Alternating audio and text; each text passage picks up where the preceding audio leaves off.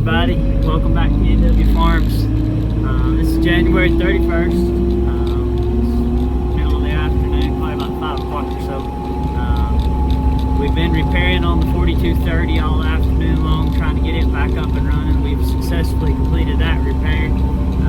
You'll see in the video before this one that we blew a few hose on the return side of the injectors. So been doing about 3 days waiting on parts on it. So we haven't been graining cattle for the last couple of days because we couldn't get the tractor run because we had it all disabled so we could get the parts for it. So we're going out onto our first group of, this will be the group of replacement heifers to feed. They're already standing here at the gate looking at us. We'll check to see if we got any babies. We've got in this group here, we still have 3 more babies left to be born, and they can come any time between now and March. So tomorrow will be 1st of February. There was a couple that were showing some signs that they might be getting close to babies getting here yesterday when I was in this group. So I'm gonna get out, open these gates. Thankfully it has dried up a lot since the last time you seen this group of cattle. So it won't be a slippery, slimy mess. It's actually trying to stiffen back up some. But they got rain in the forecast for this coming weekend.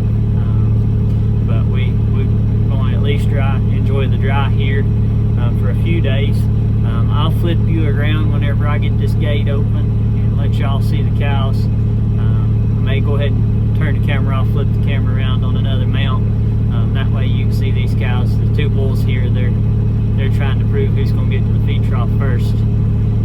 So you can see the cows. You see the baby calves running around the buggy. And then we'll go out and feed the big herd.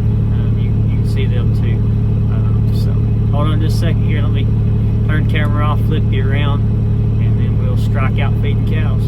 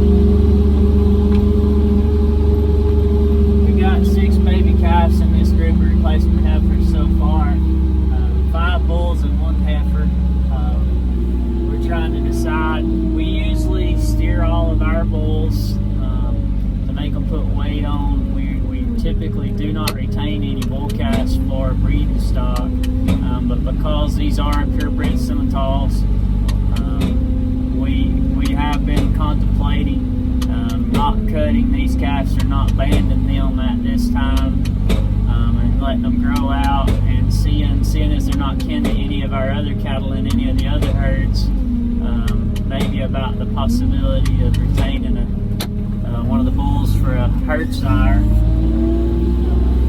But it'll all be dependent on whenever they get old enough to give them a breeding soundness exam on the bull test.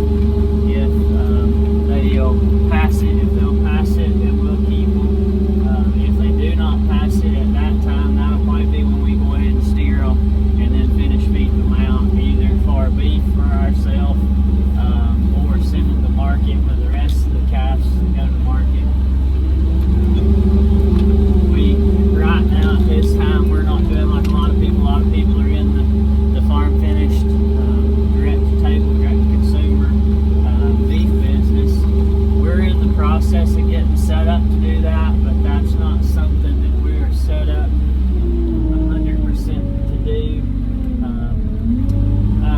got another baby tomorrow. There's one of those cows right there showing some signs.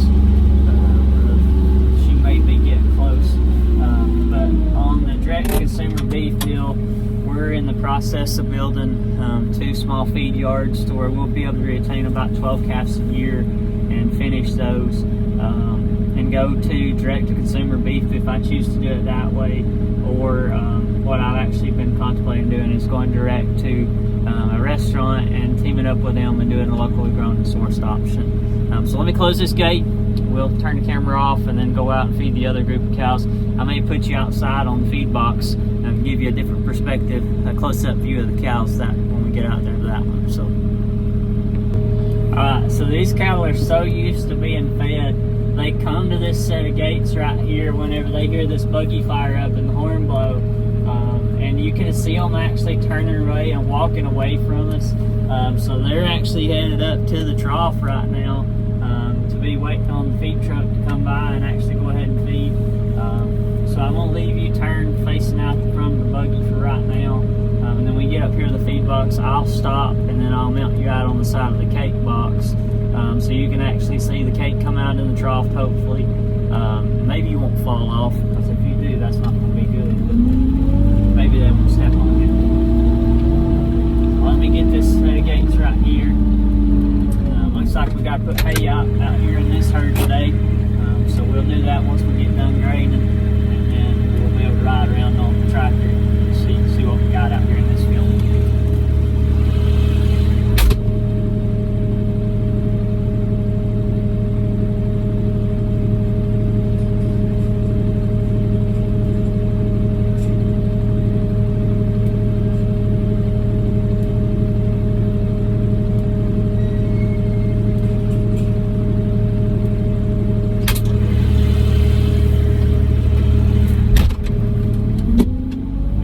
Baby born in this herd Sunday afternoon to a first calf heifer. We try, most years we'll retain between 6 and 8. Some years we keep 10 replacement heifers.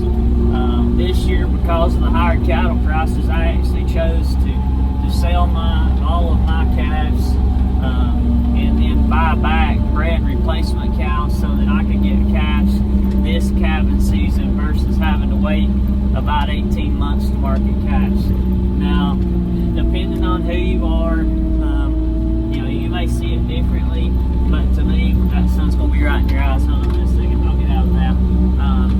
But to me, as running a business, the investment, and with the higher calf prices, I don't know if any of y'all track cattle markets or not, but this week, I seen calf market reports as of today, in the stockyard that we sell through in Athens, Tennessee. They had some calves in the 5-weight steers that broke over $3 a pound, which is just unheard of money in the cattle business. Now, that's not to say that if you go out and rush out and think, oh man, I'm going to get rich in the cattle business, I'm going to go buy me a bunch of cows and get $3 a pound for them. It's hard to do that.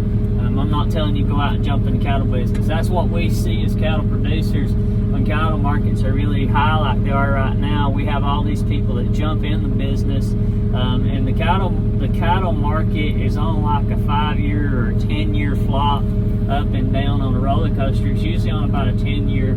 The last time we seen prices like this, and they weren't even nowhere near this good, they were in the 2 to 250 range, was in 2014. So we're a little ahead of schedule. But I mean, my grandpa, he couldn't believe when we started selling cattle for more than $1 a pound. He thought we were getting rich then. I can remember as an early producer, young with just a few cows, we got 80 or 90 cents a pound. We thought we were getting rich. And I will never forget in 2012 through 2013 into 2014 when cows were so expensive, and we were taking calves to the market, and a 5-weight calf was bringing $1,000 to $1,200 a piece.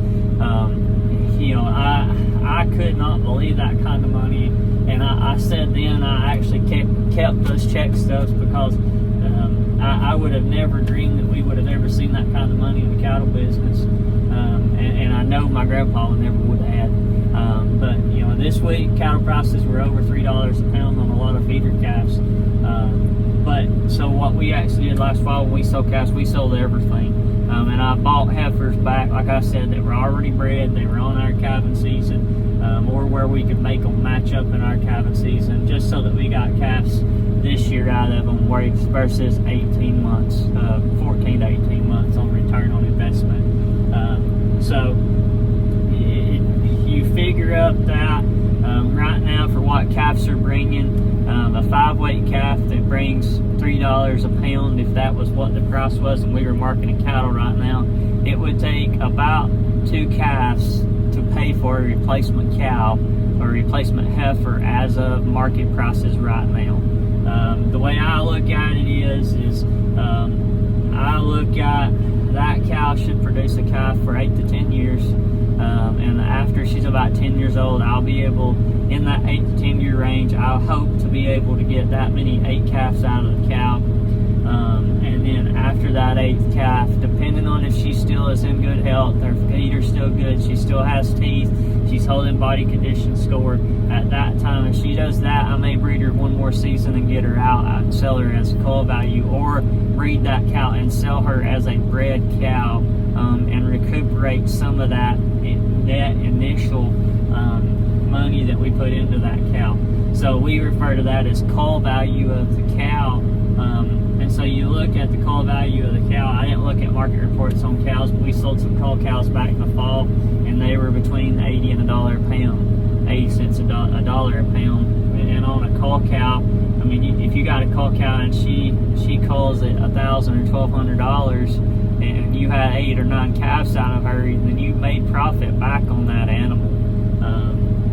And so whenever I'm buying cattle, I factor in that cull value of that cow, and so I figure up how many calves.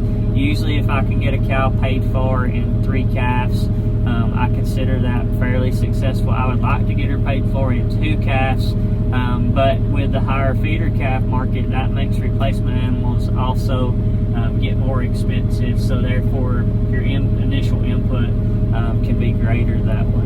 So that's the reason why some years we choose to keep replacements, some years we don't keep replacements. The other thing is availability of forage. This year we were in a drought at the end of the summer, and because of that drought, it did make it to where we were a little worried about forage. Not as much as some of our neighbors were. Some of our neighbors started feeding cattle in July and August on hay, and so they're guaranteeing that they're going to run short of hay before the feeding season's over with. We're very fortunate enough. Remember in the last cow feeding video, I said I talked to myself for 10 minutes, and somebody had called and turned the video off, and I didn't know it had turned it off. I talked about in that video how that we farm a farm that's on, it's about 50-50 split, rolling hills, and floodplain river bottoms. And so because of the floodplain river bottoms, they hold moisture very well, and we have the ability to grow grass even in the midst of a drought in most cases.